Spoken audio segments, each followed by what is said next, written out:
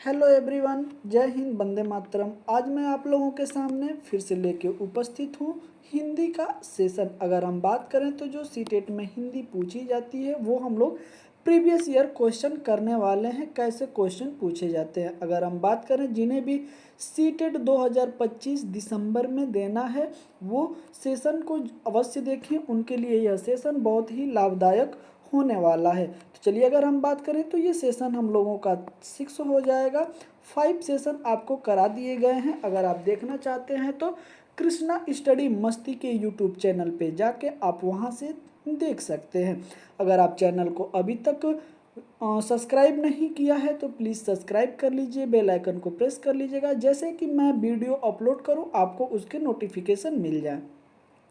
आइए हम लोग सेशन स्टार्ट करते हैं। और सेशन स्टार्ट करने से पहले किसी ने क्या खूब कहा है, आइए बड़े ही ध्यान से सुनिएगा। किसी ने क्या बोला है कि वक्त निकल जाने के बाद, बहुत ही ध्यान से सुनिएगा, वक्त निकल जाने के बाद अगर कद्र की जाए तो वो कद्र नहीं अफसोस कहलाता है। तो बिल्कुल ही आपके पास समय नहीं है, बिल्कुल जो है आपका एग्ज़ाम बिल्कुल आपके सर पे खड़ा हुआ है। और इसीलिए आपसे मैं जो है कि समय इम्पोर्टेंट है। जो फैसले होते हैं हमारे लिए वो इम्पोर्टेंट होते हैं।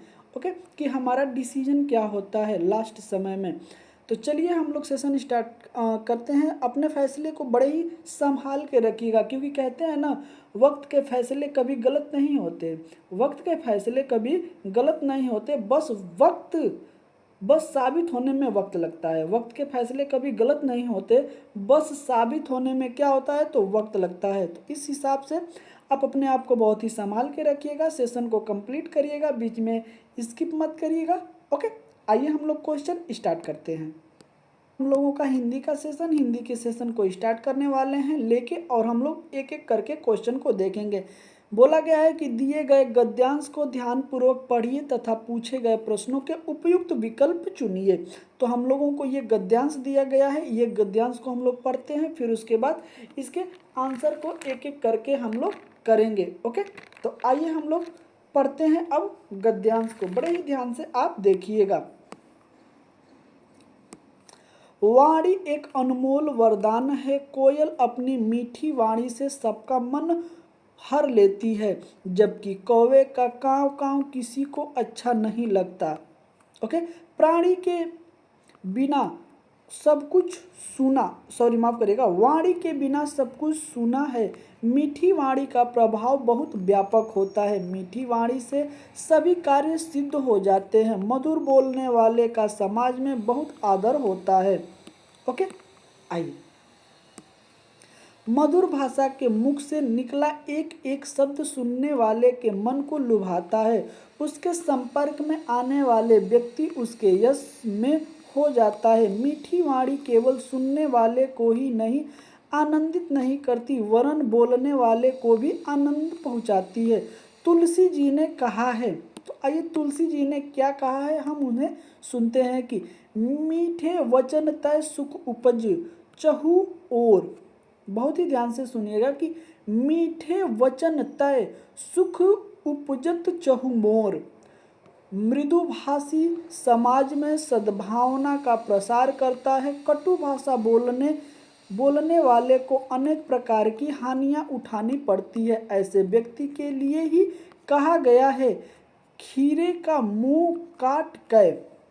बड़े ही ध्यान से देखिएगा, ये लोकोक्ति है कि खीरे का मुंह काट के मलियत नैन लगाए, रहीमन कड़वे मुखन को चहित यही सजाए। कटु भाषा का प्रयोग काम को बिगाड़ देता है। जहाँ मधुर वाणी अमृत है, वहीं कटु वाणी विष होता है। कहा गया है कि मधुर वचन है औषधि, कटुक वचन है तीर। यह दोहें बहुत ही मशहूर हैं, आपने हमेशा सुना होगा कि मधुर वचन है औषधि, कटुक वचन है तीर। अगर आप किसी से प्यार से दो बातें कर लेंगे तो वो बातें वो याद रखेगा, लेकिन अगर आप किसी कटुक वचन से, मतलब किसी कड़वे शब्द में, किसी कड़वे लहजे में अगर बात कर लेंगे तो वो आदमी हमेशा याद रखेगा। आइए हम लोग अब उत्तर एक एक देते हैं प्रश्नों के कि क्या है। ओके, बड़े ही ध्यान से देखिएगा ऑप्शन क्वेश्चन नंबर 1 कह रहा है कि कोयल और कौवे में अंतर का आधार है किसका? तो क्या रंग का, वाणी का, व्यवहार का, कर्म का? अगर हम बात करें तो कौवे और कोयल में अंतर किसका है? वाणी का। वाणी का ही अंतर है। जो कोयल की हमें वाणी मधुर मीठी लगती है, प्यारी लगती है, और कौवे का जो है कि हमें प्यारा नहीं लगता उसकी वाणी। आइए बड़े ही आप ध्यान से देखिएगा, कोयल और कौवे में अंतर आधार है जो वो वाणी है। सेकेंड क्वेश्चन में बोला गया है कि सभी कार्य मीठी वाणी से हो जाते हैं। ओके, क्या सफल होते हैं, असफल होते हैं, प्रभावहीन होते हैं, अनमोल होते हैं? अगर हम बात करें तो इसका is the right option A हो जाएगा। सभी कार्य क्या होते हैं? सफल हो जाते हैं। मतलब हम अगर किसी के पास जाके मीठे बोल बोलते हैं तो अगला इंसान भी उसकी इज्जत रखते हुए हमारे कार्य को क्या करता है? कर देता है। जब हम किसी से रिक्वेस्ट करते हैं, लेकिन अगर हम उनसे रिक्वेस्ट न करके उनके तरफ गरजें तो क्या वो इंसान हमारा कोई काम करेगा? ऐसा कोई नहीं है जो हमारे काम को कर दे। ओके, तो इस तरीके से अपने सद्भावना का भी प्रयोग करना चाहिए। आइए क्वेश्चन नंबर 3 कराए कि मृदु बोलने वाले से समाज में बढ़ती है, क्या बढ़ती है? ऑप्शन नंबर 1 कह रहा है कि दुर्भावना, बी कह रहा है कि भय, सी कह रहा है सद्भावना, और डी कह रहा है अनेकता। अगर हम बात करते हैं तो क्या बढ़ती है? सद्भावना बढ़ती है। ऑप्शन नंबर सी हमारा इसमें क्या हो जाएगा? करेक्ट ऑप्शन हो जाएगा, जैसे कि आपको देखने को मिल रहा है। आइए अगले क्वेश्चन पे चलते हैं। अगला क्वेश्चन आप बड़े ही ध्यान से देखिएगा कि क्या बोला गया है। रहीमन के कड़वे वचन बोलने वाले को क्या सजा देने की सलाह दी है? ऑप्शन नंबर 1 कह रहा है कि खीर की तरह सिर काट कर नमक लगाना, बी कह रहा है कि खीरे की तरह सिर काट के क्या होता है? नमक लगाना, बी कह रहा है कि मुंह काट कर खीरा बनाना, सी कह रहा है कि प्यार से समझाना, और डी कह रहा है कड़वी वाणी का विष पिलाना। अगर हम बात करें तो ऑप्शन नंबर इसका क्या हो जाएगा? तो ऑप्शन नंबर ए हमारा क्या हो जाएगा? करेक्ट ऑप्शन हो जाएगा कि खीरे की तरह सिर काटकर उस पर क्या है? नमक लगाना। ओके, आइए ये सारी चीज़ें जो आपको पढ़ के बताना था, और क्वेश्चन आपको कैसे लग रहे हैं ज़रूर आप हमें कमेंट करके बताइएगा।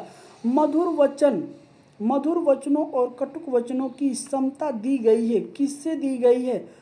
ऑप्शन नंबर ए कह रहा है कि औषधि तीर से, औषधि नमक से, औषधि कौवा और कोयल से। अगर हम बात करते हैं तो इसका किससे दिया गया है तो किया गया है, तो ऑप्शन नंबर ए हमारा क्या हो जाएगा? करेक्ट ऑप्शन हो जाएगा। औषधि और तीर से बोला गया है। अगर मधुर वचन जहां औषधि का काम करता है, वहीं कटुक वचन जो है कि तीर की तरह कार्य करता है। आइए चलते हैं अगले पे। छठे क्वेश्चन को आप बड़े ही प्यार से देखिएगा कि मीठी वाणी बोलने वाले का समाज में क्या होता है, हमें बताना है। ऑप्शन नंबर ए कह रहा है कि अनादर होता है, बी कह रहा है कि कष्टप्रद जीवन होता है, सी कह रहा है कि आदर होता है, और डी कह रहा है कि बहिष्कार होता है। अगर हम बात करें तो इसका is the right option C हमारा करेक्ट हो जाएगा। अगर आप मधुर वाणी बोलते हैं तो आपका क्या होगा? आदर होगा, सम्मान होगा। ओके, सी ऑप्शन हमारा करेक्ट ऑप्शन हो जाएगा। आइए बड़े ही ध्यान से देखिएगा क्वेश्चन नंबर 7। इसमें क्या बोला गया है कि व्यापक का अर्थ है क्या? व्यापक का क्या अर्थ है? अच्छा, बहुत अच्छा, विस्तृत, समृद्ध। अगर हम बात करते हैं क्वेश्चन नंबर 7 तो इसका इज द राइट ऑप्शन हो जाएगा व्यापक का कि विस्तृत। व्यापक को हम क्या बोलते हैं? विस्तृत हो जाएगा। ओके, ऑप्शन नंबर सी हमारा करेक्ट ऑप्शन हो जाएगा।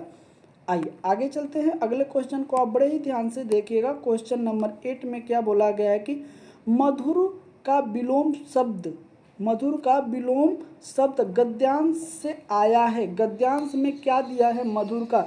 अगर हम बात करें तो मीठी, कटु, मृदु, अनमोल। अगर हम बात करें तो मधुर का विलोम क्या हो जाएगा? क्वेश्चन नंबर 8 बड़े ही ध्यान से देखिएगा, उसमें कटु की बात की गई है। ओके, मधुर मतलब मीठा, कटु मतलब कड़वा। ओके, ऐसे भी करके आपको क्वेश्चन याद रखने हैं और करने हैं। आइए कुछ विलोम शब्द दिए गए हैं, इसको हम लोग देख लेते हैं क्या होगा, मीठी की अगर बात करें तो कड़वी हो जाएगा, मृदु की बात करें तो कठोर हो जाएगा, अनमोल की बात करें तो तुच्छ हो जाएगा। ओके, तो इस तरीके से भी क्वेश्चन आपको करने होते हैं। आइए अगले क्वेश्चन को आप बड़े ही ध्यान से देखिएगा कि अमृत का समानार्थी शब्द नहीं होगा, मतलब अमृत का समानार्थी शब्द नहीं होगा, हमें नहीं वाला चुनना है। ए कह रहा है कि अमीय, बी कह रहा है कि सोमरस, सी कह रहा है पीयूष और डी कह रहा है हलाहल। तो अगर हम बात करें क्वेश्चन नंबर 9 का, तो इसका इज द राइट ऑप्शन हमारा सी डी हो जाएगा। क्या हो जाएगा, डी हो जाएगा, हलाहल हो जाएगा। ओके, ऑप्शन नंबर डी हमारा क्या हो जाएगा, करेक्ट ऑप्शन हो जाएगा। बड़े ही ध्यान से देखिएगा कि अमृत का समानार्थी शब्द हलाहल नहीं होगा, जबकि अमिनय, सोमरस एवं पीयूष अमृत के क्या हैं, समानार्थी शब्द हैं, और इसमें हमें नहीं वाला ही ट्रिक करना था, इसलिए हमारा डी ऑप्शन क्या हो गया है, करेक्ट हो गया है। आइए बड़े ही आप ध्यान से देखिएगा आगे क्या बोला गया है। अगर हम आगे बात करें तो इसमें बोला गया है कि दिए गए काव्यांश को ध्यानपूर्वक पढ़िए और पूछे गए प्रश्नों के उपयुक्त विकल्प चुनिए। अभी हम लोगों ने गद्यांश पढ़ा था, अब हम लोग काव्यांश पढ़ेंगे। ओके, आइए बड़े ही आप ध्यान से देखिएगा क्या बोला गया है। वैराग्य छोड़ बाहों की भीमा संभालो, चट्टानों की छाती से दूध निकालो, है रुकी जहाँ भी धारा, है रुकी जहाँ भी धारा, शिलाएं तोड़ो, पीयूष चंद्रमाओं को पीयूष चंद्रमाओं को पकड़कर निचोड़ो। बड़े ही आप ध्यान से देखिएगा काव्यांश हम लोग पढ़ रहे हैं कि चढ़तुंग शैल शिखरों पर सोम पियोरे, योगिनी नहीं विजय के दृश्य जियोरे, छोड़ो मत अपनी आन शीश कट जाए, तुम झुको अनय पर भले व्योम फट जाए। बड़े ही ध्यान से देखिएगा कि अब 2 बार नहीं यमराज कंठ धरता है, मरता है जो एक बार ही मरता है, नत हुए बिन जो असीन घाट सहती है, स्वाधीन जगत में वही जाती रहती है। तो इस तरीके से हम लोगों ने पूरा काव्यांश पढ़ा। अब हम लोग इसके एक एक उत्तर जो प्रश्न किए गए हैं उसके उत्तर के तरफ चलते हैं। क्वेश्चन नंबर 10 देखिएगा कि कवि किसे छोड़ने की बात कर रहा है, हमें बताना है। ऑप्शन नंबर ए कह रहा है कि मोह माया को, बी कह रहा है वैराग्य को, सी कह रहा है सांस्कृतिक सुख को, सांसारिक सुख को, और डी कह रहा है कि बाहों की शक्ति को। अगर हम बात करें क्वेश्चन नंबर 10 का, तो इसका इज द राइट ऑप्शन हमारा बी हो जाएगा। इसमें वैराग्य छोड़ने की बात की गई है, ऑप्शन नंबर बी हमारा करेक्ट हो जाएगा। आई बिल्कुल ही क्वेश्चन को आप ध्यान से पढ़िए और ध्यान से क्वेश्चन करने की कोशिश करिए, आप क्वेश्चन को कर ले जाएंगे। क्वेश्चन नंबर 11 बोला गया है कि कवि किसके सम्मान में जीने को कहता है। ऑप्शन नंबर ए कह रहा है कि योगिनियों के सम्मान में, बी कह रहा है भोगियों के सम्मान में, सी कह रहा है विजय व्यक्तियों के सम्मान में, और डी कह रहा है कि राजाओं के सम्मान में। अगर हम बात करें तो 11 नंबर हम लोगों का हो जाएगा कि विजय व्यक्तियों के सम्मान में। ऑप्शन नंबर सी हमारा क्या हो जाएगा, करेक्ट ऑप्शन हो जाएगा। चलते हैं अगले पेज पे। बड़े ही ध्यान से देखिएगा क्या बोला गया है कि भले व्योम फट जाए का अर्थ क्या है। ऑप्शन नंबर ए कह रहा है कि कितनी ही मुसीबत आ जाए, बी कह रहा है कि आसमान 2 टुकड़ों में बट जाए, सी कह रहा है कि मूसलाधार वर्षा हो जाए, डी कह रहा है कि खूब लड़ाई हो जाए। अगर हम बात करते हैं क्वेश्चन नंबर 12 का, तो इसका is the right option A option जो है कि बिल्कुल करेक्ट हो जाए, कितनी भी मुसीबत आ जाए। ओके, आइए आगे चलते हैं। बड़े ही आप ध्यान से क्वेश्चन को देखिए और क्वेश्चन को करने की कोशिश करिए। अगर आप करने की कोशिश करते हैं तो सारे क्वेश्चन आप कर ले जाएंगे एग्जाम में। क्वेश्चन नंबर 13 कह रहा है कि जो बिना झुके मुसीबतों का सामना करते हैं वे उपभोग करते हैं किसका। ऑप्शन नंबर ए कह रहा है कि सुखों का, बी कह रहा है दुखों का, सी कह रहा है कि स्वतंत्रता का, और डी कह रहा है परितंत्र का। अगर हम बात करते हैं तो इसका is the right option C हो जाएगा, स्वतंत्रता का। ऑप्शन नंबर सी हमारा क्या हो जाएगा, करेक्ट ऑप्शन हो जाएगा। ओके, आइए आगे चलते हैं। बड़े ही ध्यान से देखिएगा, जो बिना झुके मुसीबतों का सामना करते हैं वे स्वतंत्रता का उपभोग करते हैं। ओके, आइए बड़े ही ध्यान से देखिएगा क्वेश्चन नंबर 14 कि प्रस्तुत गद्यांश में कवि क्या प्रेरणा दे रहा है, हमें वो बताना है। ऑप्शन नंबर ए कह रहा है कि जीवन की रक्षा करने की, बी कह रहा है आन बान की रक्षा करने की, सी कह रहा है धन संपत्ति की रक्षा करने की, और डी कह रहा है कि समाज की रक्षा करने की। अगर हम बात करें तो इसका is the right option B हो जाएगा, आन बान की रक्षा करने की कवि की प्रेरणा दे रहा है। ओके, आई बड़े ही ध्यान से देखिएगा क्वेश्चन नंबर 15 कि अनय का अर्थ नहीं होगा, अनय का अर्थ नहीं होगा, क्या नहीं होगा। ऑप्शन नंबर ए कह रहा है कि अमंगल, बी कह रहा है अनहित, सी कह रहा है कि अन्याय, डी कह रहा है शत्रु। अगर हम बात करें तो अनय का अर्थ नहीं होगा क्वेश्चन नंबर 15, तो इसका is the right option D हो जाएगा शत्रु। यह नहीं होगा, लेकिन अनय का जो अर्थ होगा अमंगल होगा, अन्याय होगा, अनहित होगा, ये तीनों ही क्या है तो इनके समानार्थी शब्द में हैं, लेकिन शत्रु जो है कि इससे अलग है। ओके, आइए बड़े ही ध्यान से देखिएगा क्वेश्चन नंबर 16 में क्या बोला गया है। क्वेश्चन थोड़ा सा बड़ा है, इसलिए मैं आपको इसको 2 पार्ट में करके दिखाने की कोशिश कर रहा हूँ। क्वेश्चन नंबर 16 कह रहा है कि कक्षा पाठ की अध्यापक भाषा शिक्षण के दौरान विद्यार्थियों को व्याकरण और शब्द भंडार की आपसी संबद्धता के बारे में बताती है, वह किस विधि का अनुकरण कर रही हैं, हमें वो बताना है। आइए हम लोग ऑप्शन देखते हैं कि क्या क्या है। ऑप्शन नंबर ए कह रहा है कि कोश विषयक मॉडल का, बी कह रहा है कि सामाजिक सांस्कृतिक मॉडल का, सी कह रहा है कि विधा मॉडल का, और डी कह रहा है कार्यात्मक मॉडल का। अगर हम बात करें तो इसका इज द राइट ऑप्शन क्या हो जाएगा, इसका is the right option A हो जाएगा कोश विषयक मॉडल का। ऑप्शन नंबर ए हमारा क्या हो जाएगा, करेक्ट ऑप्शन हो जाएगा। आई बड़े ही आप ध्यान से देखिएगा कि कक्षा 8 की अध्यापक भाषा शिक्षण के दौरान शिक्षार्थियों की व्याकरण और शब्द भंडार की आभासी क्रमबद्धता के बारे में बताती है। अध्यापक जो है कि कोश विषयक मॉडल ओके विधि का अनुसरण कर रही है, कोश विषयक उपागम शब्द और संयोग के साथ शिक्षार्थी की दक्षता विकसित करने पर केंद्रित है। आई बड़े ही आप ध्यान से देखिएगा क्वेश्चन नंबर 17, इसमें क्या बोला गया है कि मानवीय मस्तिष्क में भाषा अर्जन उपकरण पहले से ही मौजूद है, जिसके माध्यम से परिवेश में मौजूद भाषाओं का अर्जन होता है। यह कथन किससे संबंधित है, तो ऑप्शन नंबर ए कह रहा है कि लेव वाइगोस्की से, बी कह रहा है जीन पियाजे से, सी कह रहा है कि ब्रूनर से, और डी कह रहा है कि नाम चॉम्स्की से।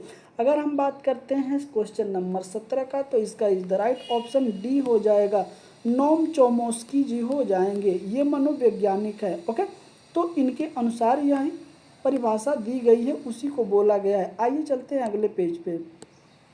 आइए बड़े ही अगले क्वेश्चन को आप ध्यान से देखिएगा, क्या बोला गया है कि भाषा अध्यापक होने के नाते भाषा शिक्षण का आप क्या उद्देश्य होना चाहिए, आपका क्या उद्देश्य होना चाहिए। ऑप्शन नंबर ए कह रहा है कि व्याकरणिक ज्ञान का विकास, बी कह रहा है कि स्वनीम ज्ञान का विकास, और सी कह रहा है कि अकादमिक भाषा का विकास, और डी कह रहा है संप्रेषणात्मक दक्ष का विकास। अगर हम बात करें तो इसका इज द राइट ऑप्शन हमारा डी करेक्ट हो जाएगा, संप्रेषणात्मक जो होता है ओके दक्षता का विकास, तो ये हमें जरूर होने चाहिए। आइए इसके बारे में एक एक करके पहलुओं को समझते हैं कि भाषा अध्यापक होने के नाते भाषा शिक्षण के संदर्भ में संप्रेषणात्मक दक्षता का विकास अवश्य होना चाहिए। भाषा शिक्षण का मूल उद्देश्य कौशलों में छात्रों को निपुण करना होता है।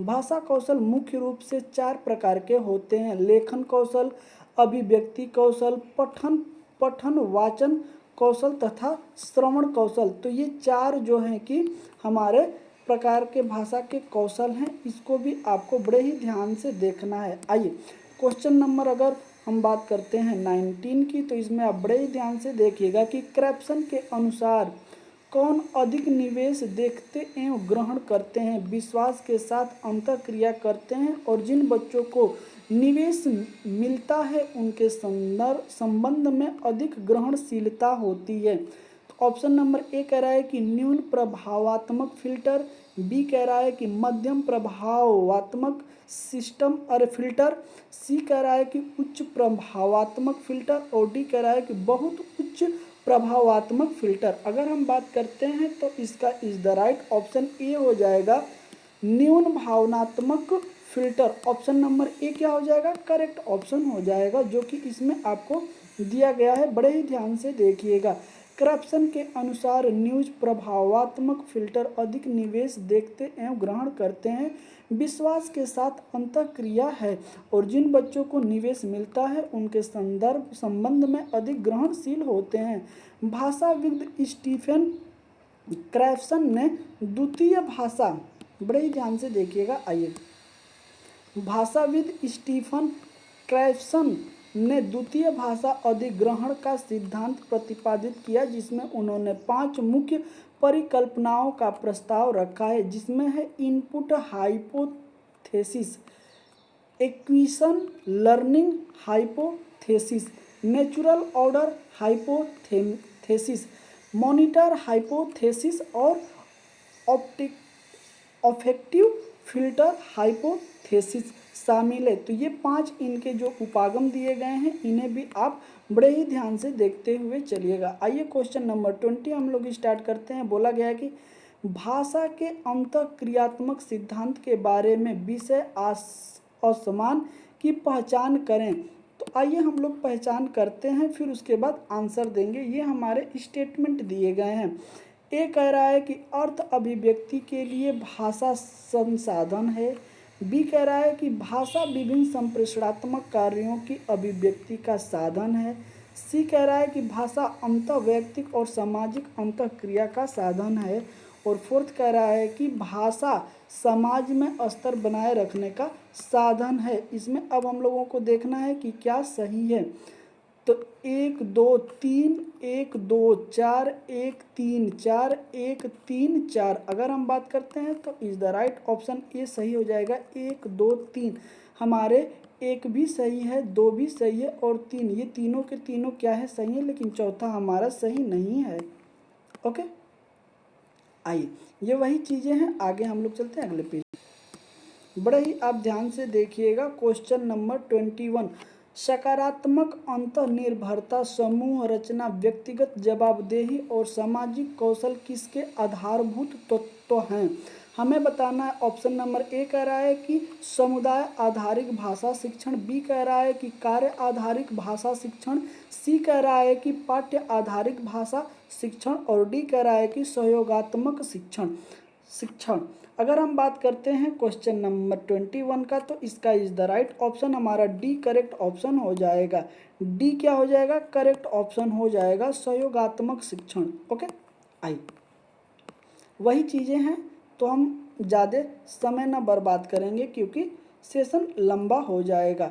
आइए, अगर हम बात करते हैं तो क्वेश्चन को आप बड़े ही ध्यान से देखिएगा। एक भाषा अध्यापक होने के नाते निम्नलिखित में से कौन सा द्वितीयक भाषा अर्जन करने के लिए सही रूप से लागू होगा?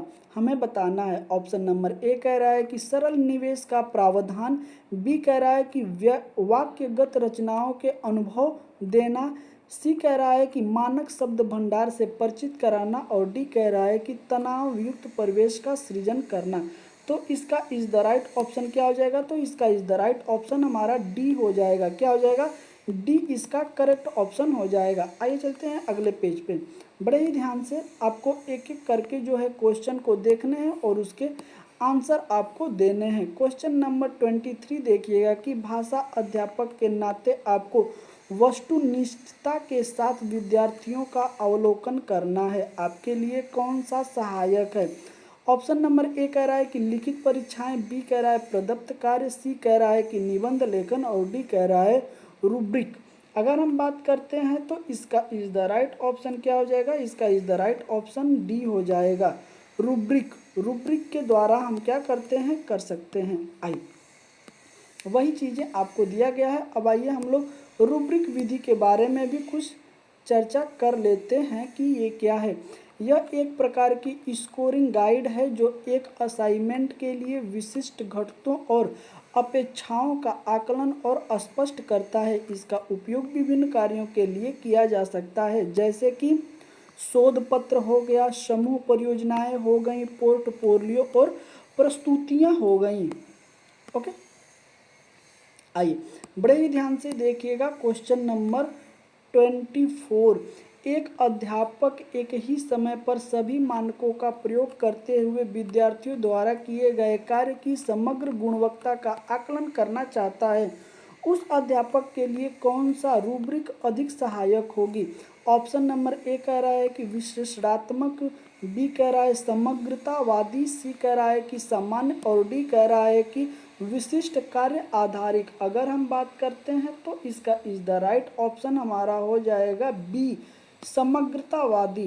क्या हो जाएगा? समग्रतावादी। ओके, ऑप्शन नंबर बी हमारा करेक्ट ऑप्शन हो जाएगा, जो कि यही बोला गया है। आइए क्वेश्चन नंबर 25 को अब बड़े ही ध्यान से देखिएगा। समग्र मौखिक प्रक्रिया के बारे में कथनों को ध्यान में रखें। तो हम लोग कथन को ध्यान में रखेंगे, फिर इसके आंसर हम देंगे। ओके, तो क्या बोला गया है बड़े ही ध्यान से देखिएगा। स्टेटमेंट 1 है कि गद्यात्मक गतिविधि के साथ मौखिक अभ्यास से सफल प्रत्यास्मरण की भावनाएं बढ़ जाती हैं। बी कह रहा है कि द्वितीय भाषा अर्जन बच्चे की प्राथमिक भाषा अर्जन में समांतर प्रक्रिया। अब आइए चलते हैं अगले पेज पे, हमारे दो ऑप्शन दिए गए हैं। चलिए बड़े ही ध्यान से देखिएगा कि ए सही है, बी सही है। ए और बी दोनों सही है, न तो ए सही है न तो बी सही है। हमें बताने हैं इसके आंसर। अगर हम बात करें तो इसका इज द राइट ऑप्शन हमारा सी हो जाएगा, सॉरी माफ़ करिएगा, सी ऑप्शन करेक्ट हो जाएगा। दोनों के दोनों क्या हैं? बिल्कुल राइट हैं। ओके, तो ये चीज़ें हैं आपके सामने। हम लोग ज़्यादा देर न करते हुए सीधे अगले क्वेश्चन के तरफ रुख करते हैं। और 26 नंबर क्वेश्चन देखिएगा कि भाषा अध्यापक होने के नाते भाषा शिक्षण अधिगम के बारे में आपका क्या मत है? तो हम अपना मत देते हैं, आप भी अपना मत जरूर दीजिएगा। ओके, ए कह रहा है कि भाषा अधिगम में बोधगम्य योग्यता उत्पाद कौशल से पहले आती है। बी कह रहा है, सेकेंड ऑप्शन कह रहा है कि श्रवण के द्वारा अर्जित कौशल दूसरे कौशल में स्थानांतरित होते हैं। सी कह रहा है कि भाषा शिक्षण में अर्थ पर बल देना न चाहिए न कि नियमों पर। ओके, आइए 4 कह रहा है कि भाषा शिक्षण पर्यावरणीय प्रभावों से मुक्त होना चाहिए। अब हमसे पूछ रहा है ऑप्शन नंबर ए कह रहा है कि 1 2 3 सही है, बी कह रहा है कि 2 3 4 सही है, और सी कह रहा है कि 1 3 4 सही है, और डी कह रहा है कि 1 2 4 सही है। अगर हम बात करते हैं तो इसका इज द राइट ऑप्शन हमारा हो जाएगा ए। ए ऑप्शन क्या हो जाएगा? बिल्कुल ही करेक्ट ऑप्शन हो जाएगा। 1 2 3 सही है, लेकिन 4 जो है कि रॉन्ग है। ओके, आइए ये सारी चीज़ें आपको है, तो इसमें हम लोग ज़्यादा टाइम ना बर्बाद करेंगे। क्वेश्चन नंबर 27 की तरफ चलते हैं। इसको आप बड़े ही ध्यान से देखिएगा कि निम्नलिखित में से कौन सा भाषा शिक्षण के लिए बोध और भौतिक प्रक्रियाओं के प्रयोग पर बल देता है। ऑप्शन नंबर ए कह रहा है कि परामर्श कोर्स, बी कह रहा है कि समग्र भौतिक प्रतिक्रिया, सी कह रहा है कि कार्य आधारित भाषा शिक्षण, और डी कह रहा है कि समुदाय आधारित भाषा शिक्षण। अगर हम बात करते हैं तो इसका इज द राइट ऑप्शन क्या हो जाएगा? इसका इज द राइट ऑप्शन हमारा बी हो जाएगा, समग्र भौतिक प्रक्रिया। ओके, आइए आगे चलते हैं। अगले क्वेश्चन को आप बड़े ही ध्यान से देखिएगा। क्या बोला गया है कि एक अध्यापक क्रिया का परिचय देने के लिए विद्यार्थियों को निम्नलिखित क्रियाएं करने के लिए कहती हैं। ये क्रियाएं क्या है? आप बड़े ही ध्यान से देखिएगा और आंसर देने हैं हमें। कहती हैं कि अपने हाथ को धोकर आइए, अपना चेहरा धोकर आइए, अपने बाल संवारिए। अध्यापक किसका अनुसरण करा रही हैं? तो आइए हम लोग देखते हैं कि किसका अनुसरण हो रहा है। अगर हम बात करते हैं तो क्या परामर्श कोर्स है, कार्य आधारित भाषा शिक्षण है, विषय आधारित भाषा शिक्षण, या समग्र भौतिक प्रक्रिया है? अगर हम बात करते हैं तो इसका is the right option D हो जाएगा, क्योंकि समग्र भौतिक प्रक्रिया है। ऑप्शन नंबर डी हमारा हो जाएगा करेक्ट ऑप्शन। आइए हम लोग चलते हैं अगले क्वेश्चन के तरफ। बड़े ही ध्यान से देखिएगा, क्वेश्चन नंबर 29 थोड़ा बड़ा है, 2 बार हम लोग इसको देखेंगे।